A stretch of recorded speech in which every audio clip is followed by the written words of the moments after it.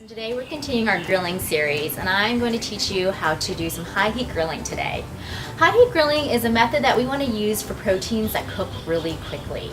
Basically all it does is gives your protein a nice char and really kind of caramelizes the outside so it gets this really sugary crust and gets this golden brown exterior, and that's what we want in our meats. So proteins that grill pretty quickly are burgers, any kind of steak really, lamb chops, anything that doesn't have to be cooked fully. So it's good with a medium rare, and steak is really perfect for that, which is what we're cooking up today. So today I've got this skirt steak. Skirt steak is probably one of my favorite cuts of steak because it's fatty, so it's juicy, and it cooks up, of course, really quickly. It's great for tacos. It's great just to eat on its own with some really delicious sauce afterwards. So let's go ahead and get started, and I'll show you how we're going to cook up this skirt steak. So the first tip into grilling up any protein is to make sure you salt and pepper it beforehand. I've salt and peppered this skirt steak the night before so that it's got plenty of time to get lots of flavor. So the next tip is to make sure you take the protein out of the fridge anywhere between 30 minutes and an hour beforehand. And that depends on how thick the cut of meat is.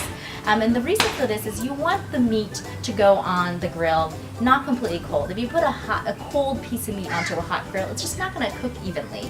The outside's going to get charred, the inside's still going to be cold.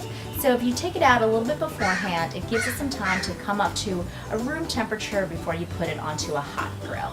With high heat cooking, of course, you're going to get your grill to really high temperatures. I try to get the grill going to about 500 degrees, and then the protein's ready to go on. But there is one more step, and it is salting again. So salt and pepper are just really important to grilling. It just adds so much flavor to the meat. And this salt is more about creating that crust. After you've salted your protein one last time and your grill has gotten to high temperature around 500 degrees, we're ready to put the protein on the grill. Just remember to clean and oil your grates beforehand. So I'm going to take the protein and put it salted side down right over the direct flame, because we want that high heat and we want that char on our steak.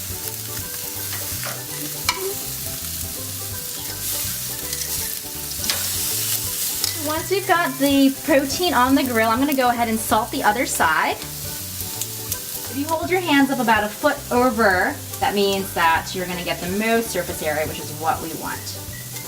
I'm also going to go ahead and pepper it on the other side.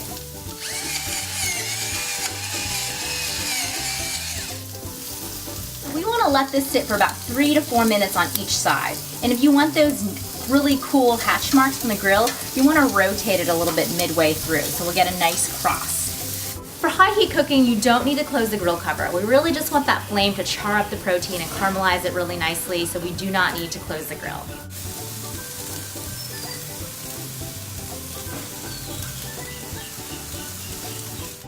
It's been about 3 minutes, which means the steak is ready to be taken off the grill, and we're going to go ahead and let it rest for a bit before we slice into it.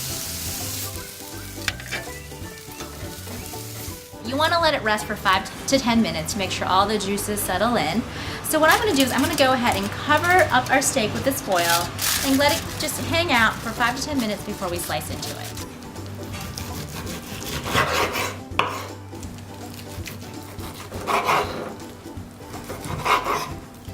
Our skirt steak has rested for 10 minutes, and I've gone ahead and sliced it up, and I can't wait to have it for dinner. So be sure to try these high heat grilling tips for all of your steaks and burgers this summer.